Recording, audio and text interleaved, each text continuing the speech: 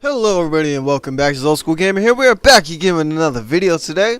And so the new Teenage Mutant Ninja Turtle game called Mutants in Manhattan has recently been removed, but the digital version is now unavailable on, I believe, almost every digital store, online store, regular store that sells this game digitally, either with a code from Walmart or on the Xbox, PSN store, and anything like that. It has been removed. I'm going to name off all the stores that have been removed from what I know of. It has been removed from Steam, PlayStation Store, Xbox Store, Amazon, and also the Humble Store. If you guys want to get a physical copy of the game, that is still available for you to actually buy. Now, we are actually still pretty much unsure on why Mutants in Manhattan actually got its digital version removed from all stores that actually sell it digitally. Well, almost all stores that sell it digitally, but Polygon says it's probably because of expired licensing deals to blame. But Mutants in Manhattan is actually not the very first game to actually be digitally removed from all online stores by Activision. There were actually 3 other games that were actually recently removed from online stores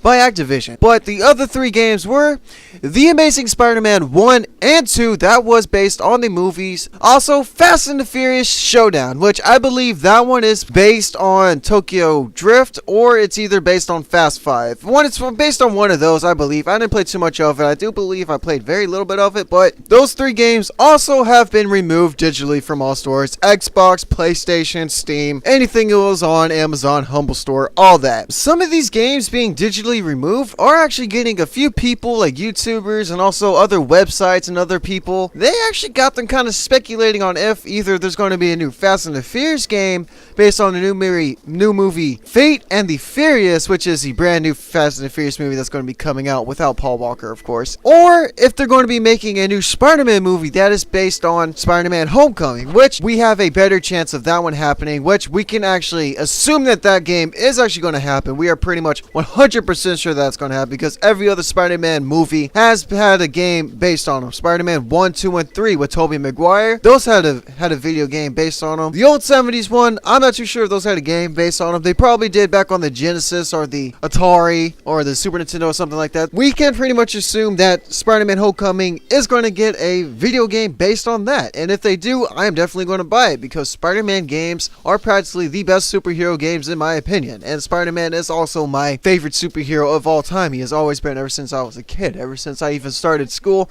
I've always loved Spider-Man. I've always played the one on the PS1 and everything. I would also like to see a new Spider-Man game that's not like Homecoming, but like a totally different Spider-Man game that is pretty much similar to Ultimate Spider-Man. If you guys have ever played Ultimate Spider-Man back on the PlayStation 1, and I also believe it was on the Xbox also, but it's like a comic style Spider-Man, which is based on the old Spider-Man cartoon series, and also I believe the comic series too of Spider-Man. It has like the Wolverine in there, a whole bunch of other Marvel characters. I believe Deadpool somewhere in there. It has that dude with the big ass rhino horns, like a rhino type dude, and you can also play as Venom in that game, which was probably the biggest selling point for that game at all, because you were actually able to play as Venom throughout some parts of the game, but you mainly did play as Spider-Man. But honestly, that game, it was really fun to me. It was one of my favorite Spider-Man games of all time. They could also make another Spider-Man game that is somewhat similar to Spider-Man 1 and 2, where it's pretty much just level based. You just pretty much go throughout a whole bunch of levels, pretty much a little bit of platforming that's also in those two also. And those two were also released on the PlayStation 1, the Dreamcast, and also the Nintendo 64. Well, Spider-Man 1, the first one, was released on the Dreamcast and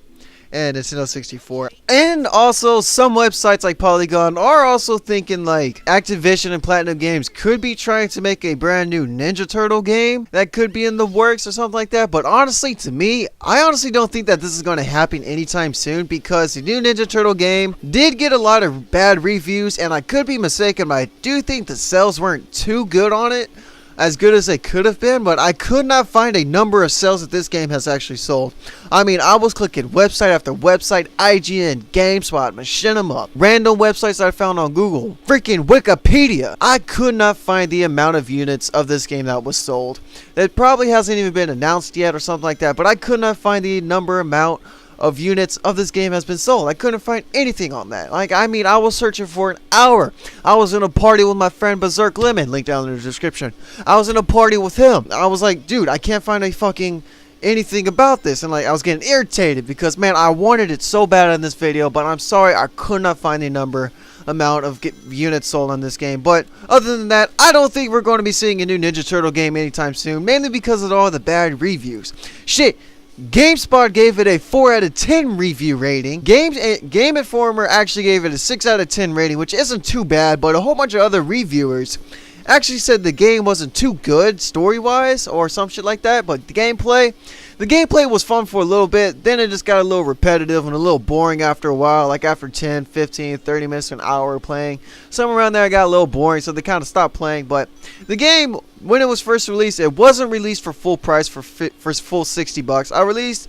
I believe it was either released for $50 or $40 when it was first released, but it was somewhere around there. But if they do decide to make a Ninja Turtle game, I think it needs to be like the old comic versions, like the one on the PS2. Like, I believe there was 3 of them made. I'll have the pictures up on the screen here. It was pretty much just a little hack and slash beat 'em up type game. You pretty much just roll through a whole bunch of different levels all throughout New York, pretty much. I believe New York is where the Ninja Turtles are actually located in, but you pretty much just go through there, go through a whole bunch of levels, defeat a whole bunch of the Foot Clan. You gotta fight, I believe you gotta fight Shredder at the end of them. I never completed the first one. The game gets freaking extremely hard after like the 3rd or 4th level or something like that. It just gets so hard. I couldn't beat it. It was even multiplayer. You can play through like 2-player throughout the whole game. You can choose between all 4 Ninja Turtles, Donatello, Leonardo, Michelangelo, and also Raphael. Wow, I'm surprised I remember Donatello's name because I always forget that purple guy's name. Wow. Those were pretty much my favorite Ninja Turtle games of all time. And I think I only played the first one. I never actually got to the second one because the way I like to play my games are actually in order, even if they have like don't even tie up together like story wise. But I like to play like the first one, second one, then like the third one, like in order like that. But other than that, guys, I think I'm off the video there. I rambled on enough. Hopefully I got my point across, got all the information I needed to in this video. But other than that, guys, I'm off the video like I just said. If you guys liked it, do not forget to like. Also, don't not forget to subscribe and also follow, because it's going to my vid.me channel. If you guys are on my YouTube or active subscribers, I should just go on and check out vid.me. It's pretty much just like a YouTube alternative, but it fixes all YouTube's problems like copyright and everything like that. But if you guys don't forget to leave your thoughts and comments down in the comment section below. I'd love to hear what you guys think about this. Are you guys mad about this game being taken off of digital stores? I still remember when the game was available for pre-order, seeing it on the Xbox store, and I was damn near half tempted to fucking pre-order it digitally, but I was like, no, I want it physically. But other than that, guys, I think I'm gonna end off the video there. I rambled on enough, like I just said. But as always, I want you guys to have a good day, night, afternoon, whatever time you guys are watching this. As always, keep it old, so I'll catch you guys in the next video later. And as always, thank you for watching. And also, Spider-Man The Amazing Spider-Man 1 and 2, and also Fast and the Furious Showdown are still available physically at the moment for now.